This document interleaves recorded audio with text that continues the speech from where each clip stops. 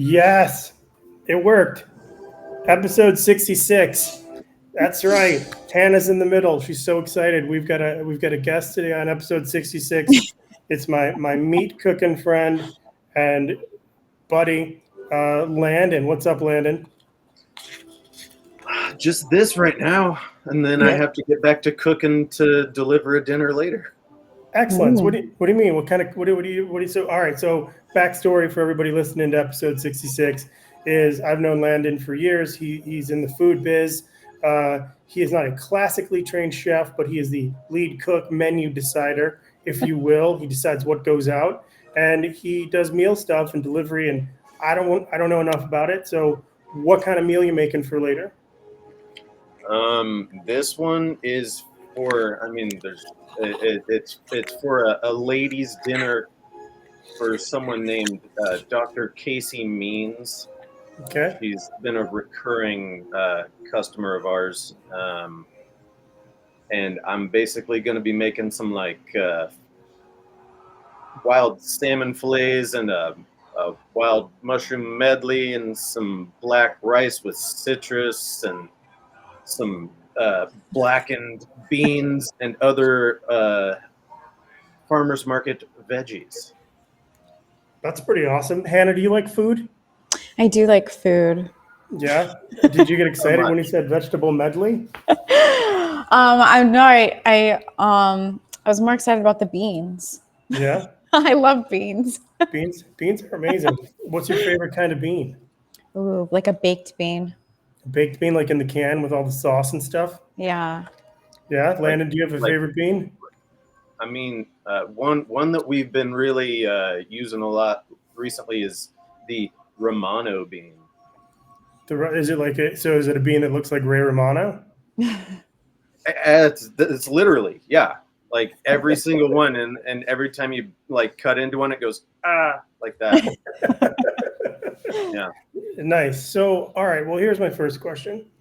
Why did and maybe Hannah before Landon, you answer. Let's get Hannah's opinion, and then also is there a circus in the background somewhere?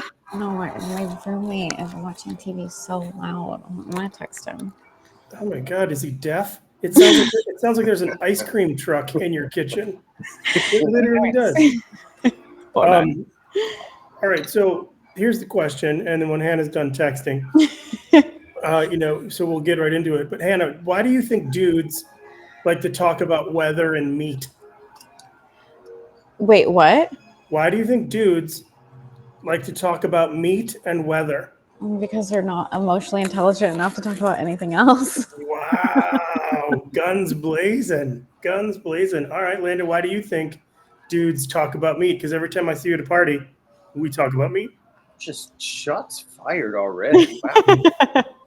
Wow. I mean, I'm happy to talk about any kind of food, but a lot of times at a get together, yeah, if there's something happening at the grill, a lot of times that's where the guys will end up congregating, and a number of times they'll be like, "So, what are you doing with that? How'd you season it?" Because they're not really asking to hear what you have to say, but it's because they want to tell you how they do it. Okay, I get that. So I guess it's the epitome of mansplaining, but to other men. Okay. And Hannah, so like guys trying to impress other guys. Talking about their meat. That's what they do. So stupid. I think it's. I mean, like I can't. I didn't realize that I did it until I was at a barbecue at my uncle's in Reno, and the second I got there, I walked right up to him. I'm like, "So you cooking brisket, huh?" I'm like, how's that going? And then I walked outside, and Michelle goes, "Were you just talking to Uncle Bill about meat?" And I was like, "Yeah." And she's like, "That's your move." And I was like, "I guess I do that a lot. I talk a lot about meat." But also unrelated to food, because we'll bounce all over the place as we do on the episode. Last week, and Landon, you said you've listened to episodes before. So so we had a contest on the show. It was an agreement between Hannah, she's the girl in the middle, and myself. And I was going to text her every day for a week. I was going to be like, "Hey, what are you excited about? What do you like?" And so day one, I texted her. I said, "Hey, I said, good morning. 2 things that you're happy about." She, 1 hour and 19 minutes later, fired back with, "I'm happy about the sandwich I just got for breakfast and that there's no clouds in the sky," which is, two great things. Two great things. Yeah. Then, yeah. So then the next day, we kept it going. At 2:46, I hit her with day 2 things you're happy about. 7 hours later, I got hanging out with my friend, and then I woke up early. 2 things, killing it. All right. Then, So she already included something that meant that she had hours to answer. I woke up early, yeah, but I'm answering you now. yeah, because She she was just had to obviously decide what she was happy about. she was too busy being Yeah. happy. Yeah, she was too busy That's being fine. happy for 7 hours. That's acceptable. She answered. Yep. And then day 3, Saturday, I was like, morning, 2 things. She popped off immediately an hour later with my eye almost being back to normal and downloading my new headshots today. We were 3 days in a row. We were 3 days in a row, and it was great. Sunday, radio silence. Monday, radio silence. Tuesday, answered a question that was unrelated to anything I had texted her for 4 days. Yesterday, radio silence. It's Hannah. Yeah. Good start. 3 days. I think that's great. 3 days. I get so anxious sometimes when I tell you, I have probably the most unread text messages I've ever had in my entire life on my phone, and it overwhelms me. And I'm stressed about a lot of things in life. I'm incredibly depressed. And then I've got to sit here and think about, what am I fucking happy about? I don't know. I've got 100 unread text messages and can't get out of bed. What the fuck am I excited about today? I don't know. Damn, I'm the worst. Impending doom feeling. Oh no. Well, I'm sorry I'm about familiar with your stuff there. I also am a attention deficit and high definition person. Yeah, it's just like, I don't know. Sometimes I just got a hamster wheel of things going on and I can't. It goes nowhere. Yeah. Yeah. Can't that. even. I got you. All right. Well, I respect that, but I think I was being sincere when I said I know. You got 3 days. That's awesome. That's so good. And all right. Well, let's shift back to Landon. Landon, I asked you. I said, send me 5 fun facts about you. And Hannah, you have the fun facts as well. I do. Of the fun facts that you have there, Hannah, ask some questions. Okay. You said here you used to make teeth. Yes.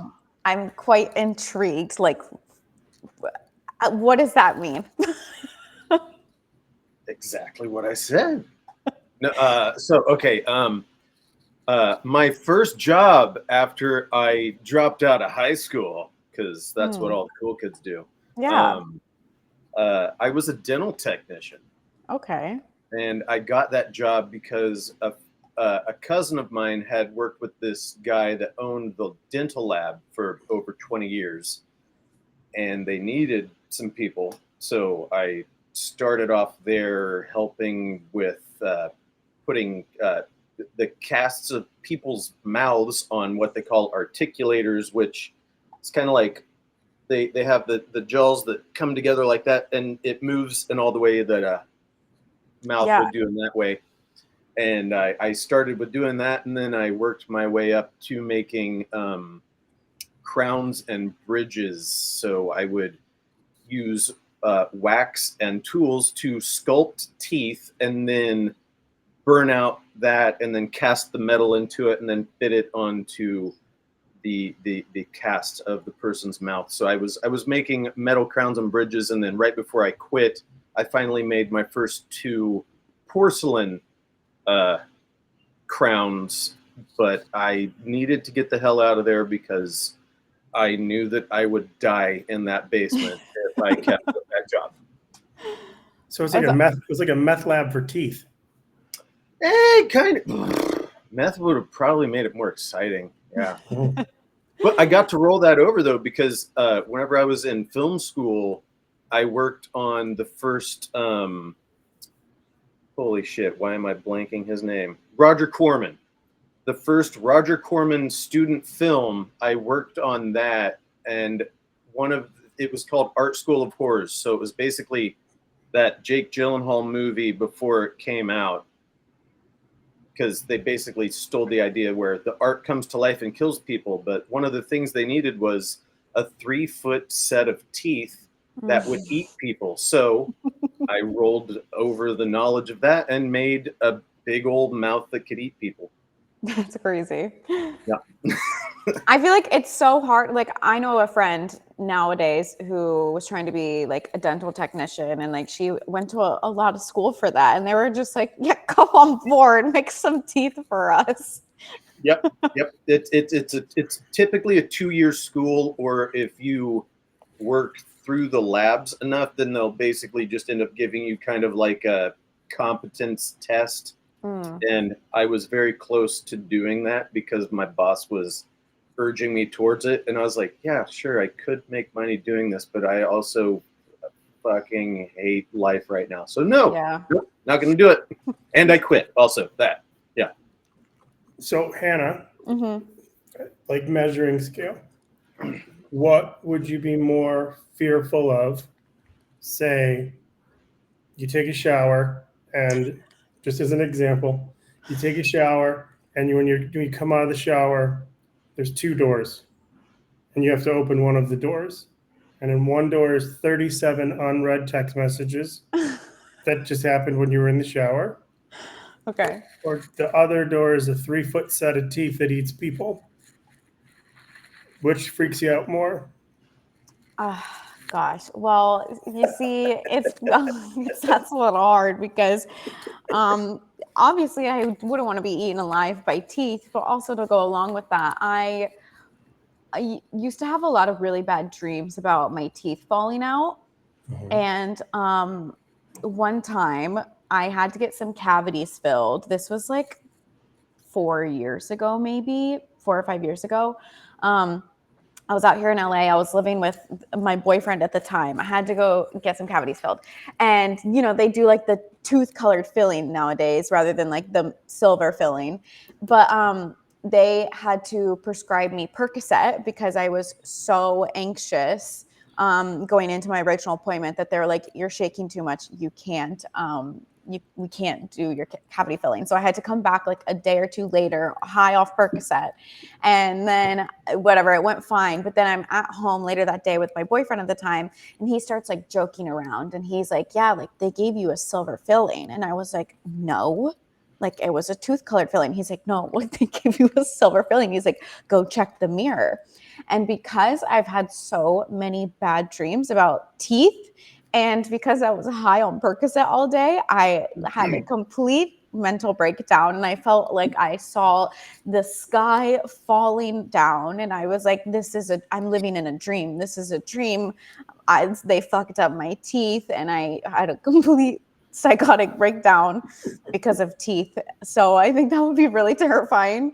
So I think I would have to, long story short, I think I would have to face my fears and text some people back. Nice. All right. Well, if that's what we need to do this week, I need your address so I can send you some teeth. All right. So Landon, another thing on your exciting list that you sent, you practice the art of fire eating. Yes. I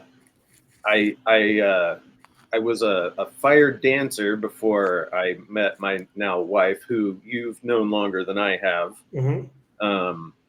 So I met Allie at a fire dancing event, and I learned then that she was a teacher at a fire performance school. So Allie actually taught me how to eat fire, but it's something that I had wanted to do since I was a child. So I kind of she invited me into one of the classes where it was like the final class where everybody got to light up and do it. And I literally just jumped in and did everything. It sounds very kind of braggy, but like I had zero fear of putting fire into my face, and I just went with everything that was said, and I did everything correctly. But also, yeah, I mean, it's honestly, it's something that's a lot of more mind over matter, because you're almost more likely to burn your mouth with some like hot soup than you would be eating fire. So the process of eating fire, explain, like how do you do it? So whenever you first light up your torch, and for the most part, a lot of people are using just pretty much Coleman white gas, the stuff that goes into your typical camping lantern.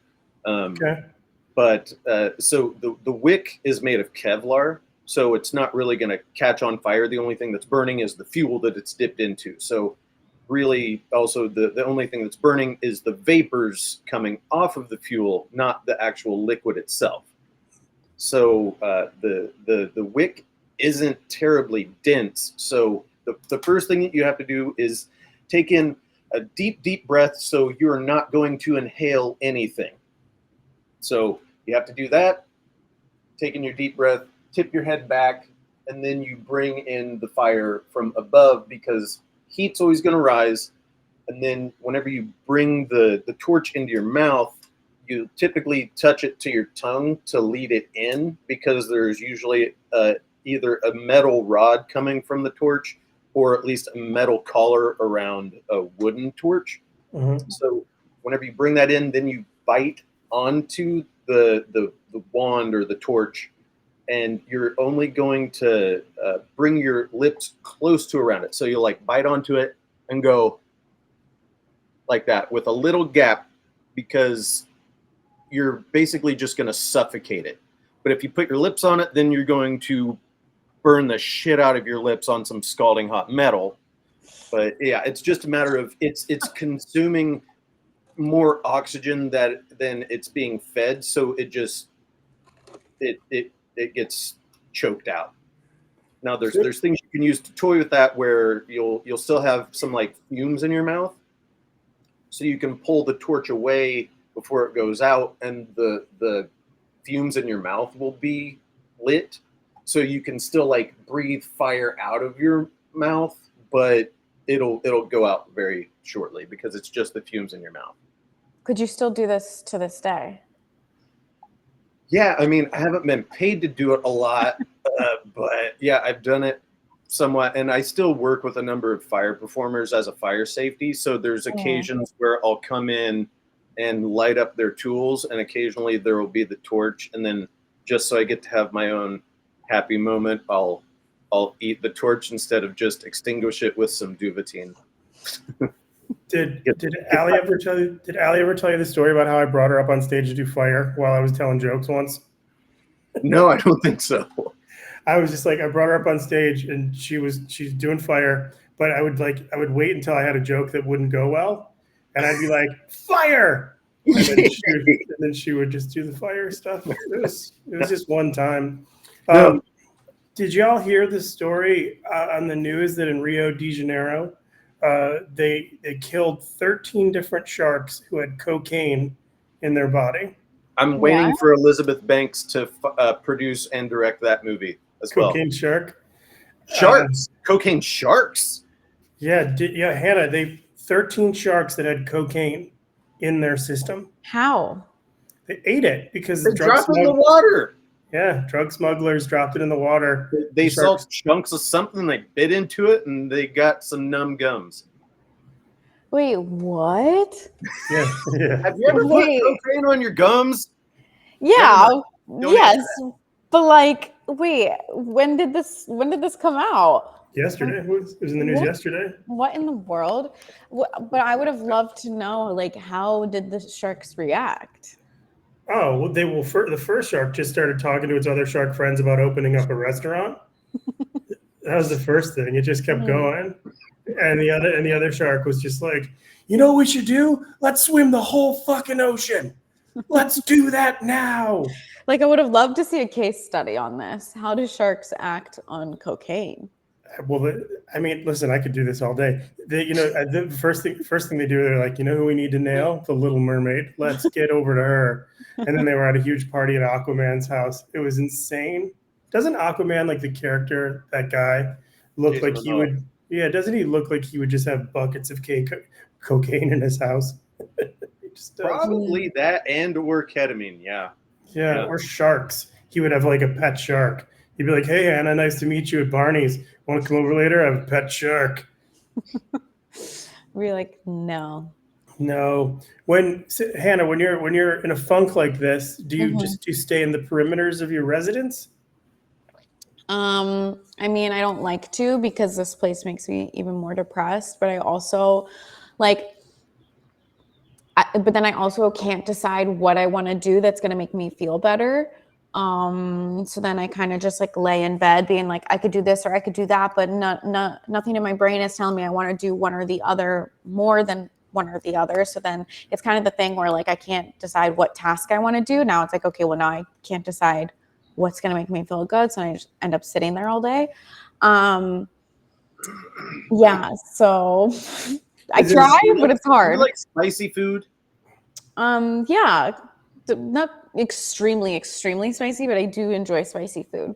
So sometimes whenever I'm having a moment like that, Yeah. like I have probably a higher liking of it, but I would keep ghost chilies chopped up in some white balsamic. But there's other things you could do. But if you're ever having a ho-hum moment, sometimes having a kick of something spicy will release some of those dopamine things and might pick you up a little bit. Yeah. That's one of the things. If I'm ever having a little humdrum kind of day, I'll find whatever something spicy I can get a hold of and just have a spoonful or take a glug of it, and tends to lift things up a little bit. Interesting. So try it.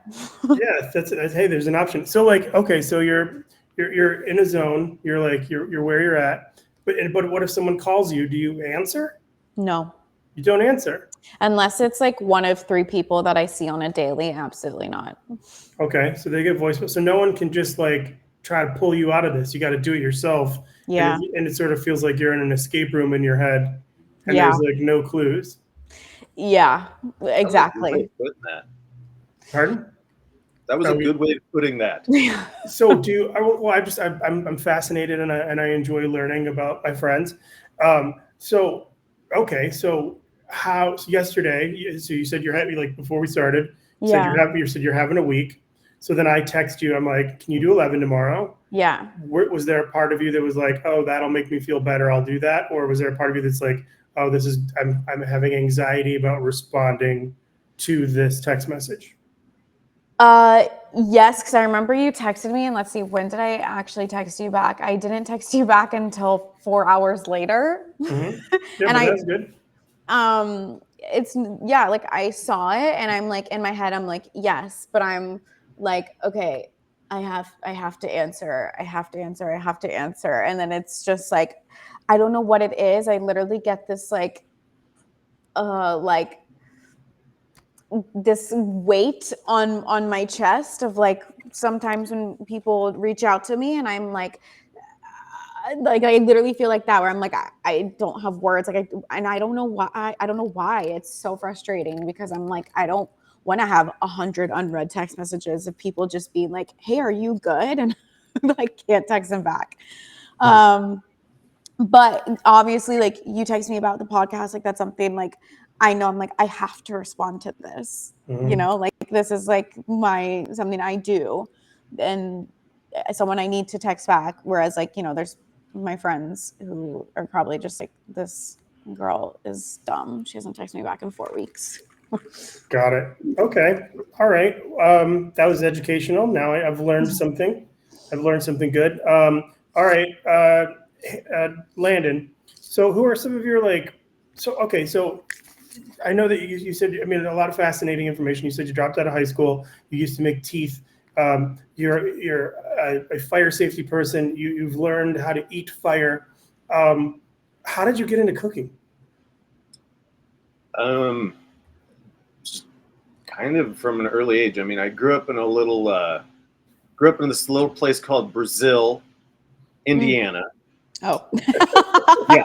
Yeah. That is interesting. Yeah, no, I'm from. It's kind of, yeah. I was raised in an oxymoron, I think is the best way to put it. Yeah, Okay. yeah, little farm town.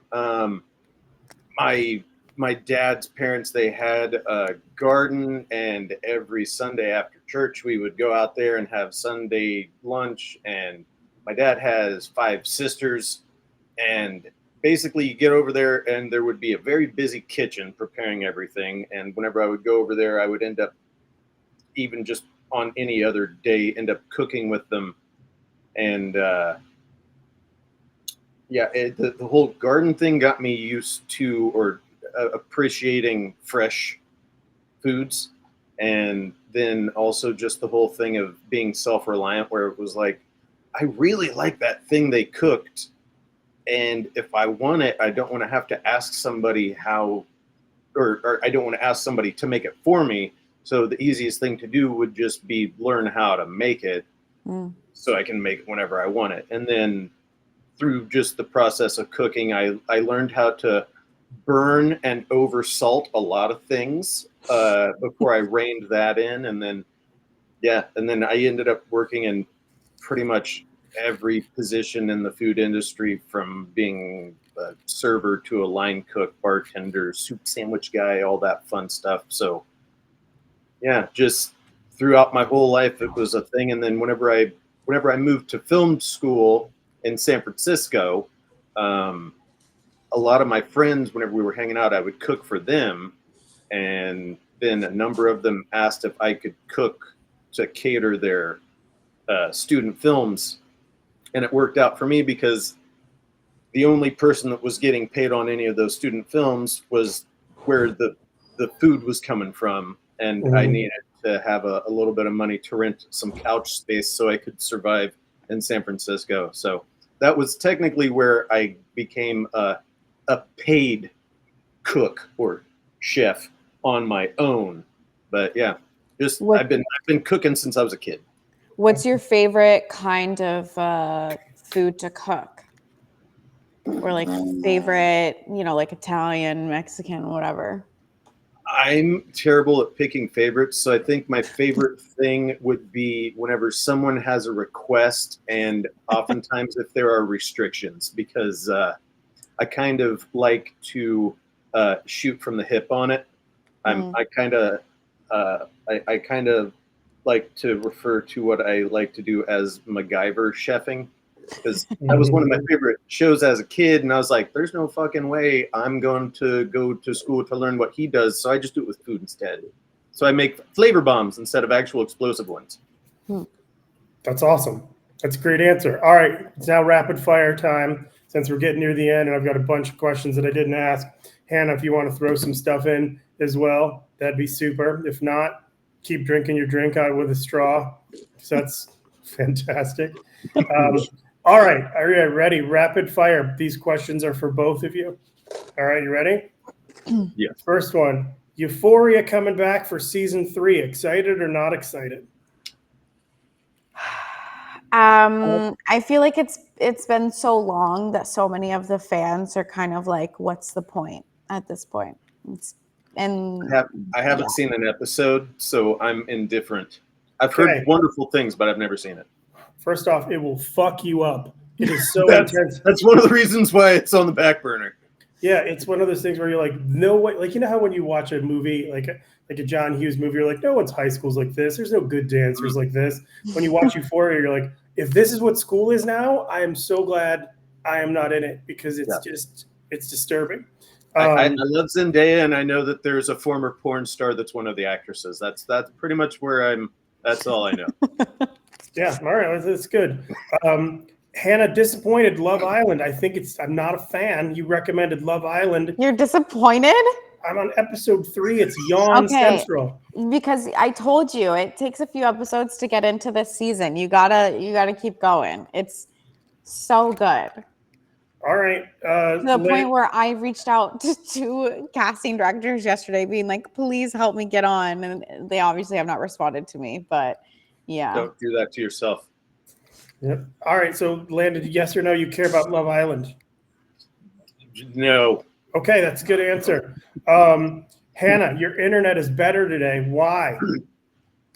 I couldn't tell you. I know nothing about this internet here. I'm very excited, but no, it was cool. The last episode, I felt like I was talking to Max Headroom. It was just like kind of bananas. Landon, what's your go-to meat? Hanger steak. Hanger steak. Hannah, what's your go-to meat? Well, I try not to eat meat too much because I'm still like mostly vegetarian. But if I were to pick something, it would be turkey bacon. Turkey bacon. That's not bacon. That's turkey. Landon, best burger place in LA. I'm a big Fat Burger fan. Hannah. Okay, best vegetarian place that looks like a hamburger. Probably Cafe Gratitude. They have a really good black bean burger. I had a feeling you were going to go for Gracias Madre, but it's the same people. Really? Yeah. Huh. All right. What's a little Landon? What's a little known fact about meat? A lot of it is better, more rare, as long as it's quality. Hannah, what is a little known fact about baked beans? God, I don't know. Does it taste good? Okay. Landon, was Adrian Greniер's character in Devil Wears Prada when he was in the culinary school believable or not believable? I would have to rewatch that, but let's just go with ish. Ish. Hannah, Yes. have you ever purchased something from the design company Prada? No. Okay. So, Landon, you did not go to culinary school. Okay. Let's see. What's your favorite trick to make something? Like, what's your favorite last minute? Like, you're at a party, you're like, oh, this is a quick trick that's going to make food better. That's a very broad. I'll say a very easy thing to do if you want to have something that seems like it took a long time to make, but can be done very quickly. If you want to make like a really delightful Italian red sauce, if you have some sun-dried tomatoes around and you puree those, you pretty much have an instant, very deep, rich sauce that you could tell somebody you took 3 hours to make. Good trick. Hannah, when you're at a party and you want everyone to talk to you but no one to look at you, what's your quick trick? Everyone to talk to me, but no one look at me? Yeah. Well, that doesn't work. Because it would be like this. Hey, you're pretty cool. Just stand behind a wall. No, but you know how people talk about like Marilyn Monroe and how she had this like Marilyn Monroe effect where she could be like, oh God, I'm blanking on her real name, but where she could be like Norma Jean Parker. Yeah, where she could be normal 1 second and then the next second she's like, watch this, and then she's like all of a sudden Marilyn Monroe. I feel like I can kind of do the same thing. I can like kind of turn on like my personality and my confidence when I want to and be like, yeah, okay, like now I know I'm the shit, and everybody starts paying attention to me. All right, Awesome. Who's to be on? Yeah. Last question for you, Landon. What's next for you, brother? Professionally or today? Either way, it's an open-ended question. Finishing a dinner that I have to drive over to the Palisades and drop off, but hopefully we get some production happening so I can be back on set doing some acting. Yeah, that seems to be the general theme for all of us. Yeah. Yeah. Seems to be a theme for all of us. All right, well, great episode, Landon. Fun episode, Hannah. Hannah, say the thing that you say better than anybody else. Listen to this wherever you get your podcasts. And if you're on YouTube, subscribe, like, comment what you want to hear us talk about next. Awesome. And talk to you soon. All right, so we'll